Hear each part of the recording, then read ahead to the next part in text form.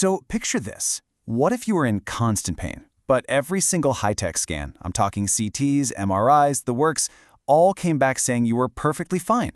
Today we're going to dig into a medical mystery that affects way more people than you'd think. It's a journey from years of confusion and pain to a solution that's, well, surprisingly simple.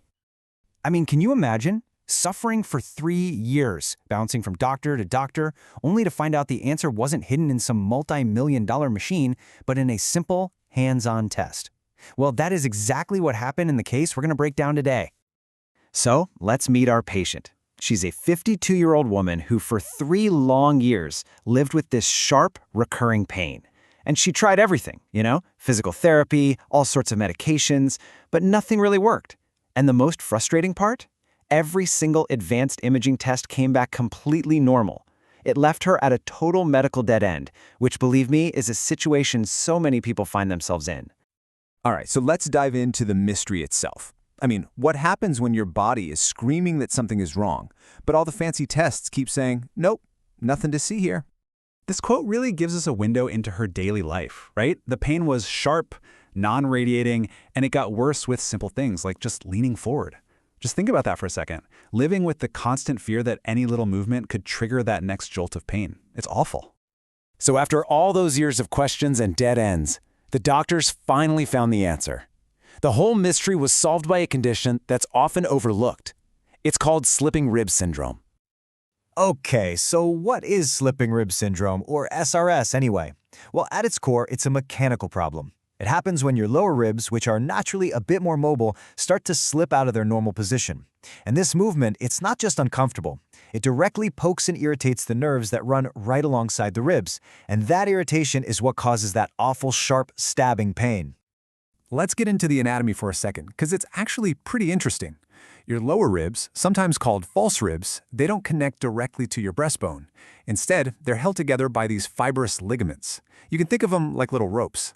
Now, in slipping rib syndrome, these ropes can get weak or stretched out, and that allows a rib to become hypermobile, to move too much. It slips and literally pinches the nerve running right beneath it. And boom, that's the source of the pain. So the big question is, how did the doctors finally crack this case when all those modern scans failed so miserably? Well, the answer wasn't some brand new cutting-edge machine. It was a simple physical exam technique that's been around since the 1970s. I mean, just look at this comparison. It's kind of amazing. On one side, you have this long list of expensive, high-tech tests that were, at the end of the day, completely useless for this patient.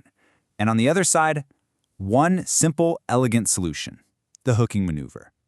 It really highlights a crucial point, doesn't it? More technology isn't always the better answer.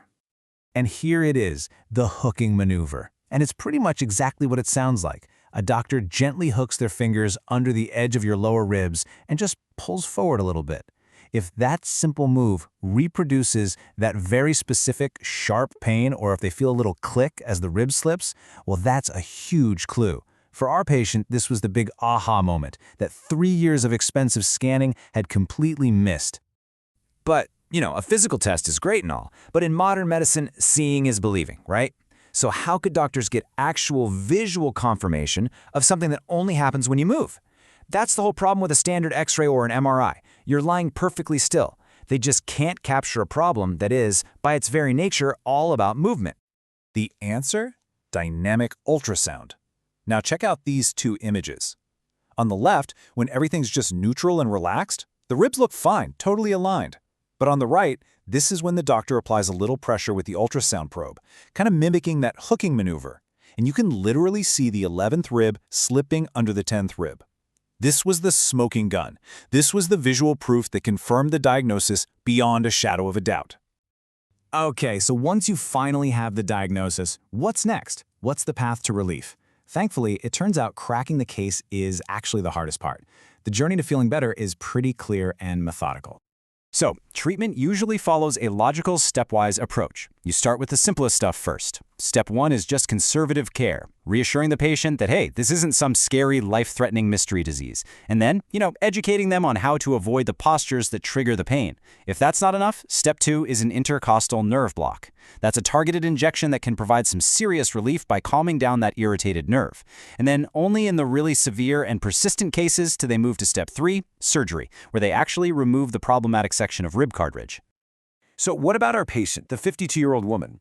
Well, after her diagnosis was finally confirmed, her doctors tried the nerve blocks, and the result was remarkable. Seriously, after 3 long years of dead ends and chronic pain, she finally got significant lasting relief. It's such a satisfying end to what was a really long and frustrating journey for her.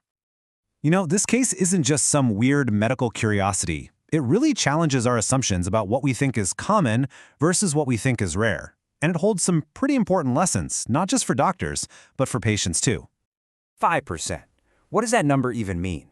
Well, get this. According to research, slipping rib syndrome could be the cause for up to 5% of all medical visits for lower chest or upper abdominal pain.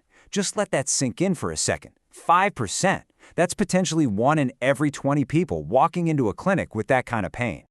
So here's the kicker, the really crucial point. This thing isn't actually rare. It's just rarely diagnosed. It's hiding in plain sight. It often gets mistaken for all sorts of other things. Gallbladder problems, muscle strains, even stomach issues. And that leads countless people down completely the wrong path. And the cost of missing this diagnosis, it's huge. We're talking about years of debilitating pain. We're talking about unnecessary radiation from scan after scan. All the expensive and invasive workups that lead nowhere, and then there's the anxiety, the fear that you have some serious unknown illness, especially when you're being told we can't find anything wrong. It just completely drains a person's quality of life. This quote from the researchers who wrote about this case, it really says it all. Increased awareness can spare patients with years of pain and prevent unnecessary interventions and radiographic exposures. The solution here isn't some new gadget or a miracle pill. It's just awareness. Simply knowing that this condition exists can make all the difference. It's a pretty powerful reminder of how important basic knowledge can be. And all of this leaves us with a final, pretty important thought. In an age where medicine is becoming more and more automated and high-tech, a story like this really champions the irreplaceable value of the simple things, actually listening carefully to a patient's story and performing a thoughtful, hands-on physical exam. It really makes you wonder, doesn't it? How many other so-called medical mysteries are out there right now just waiting to be solved, not by a new machine, but by someone who's willing to listen closely and perform a simple, hands-on exam?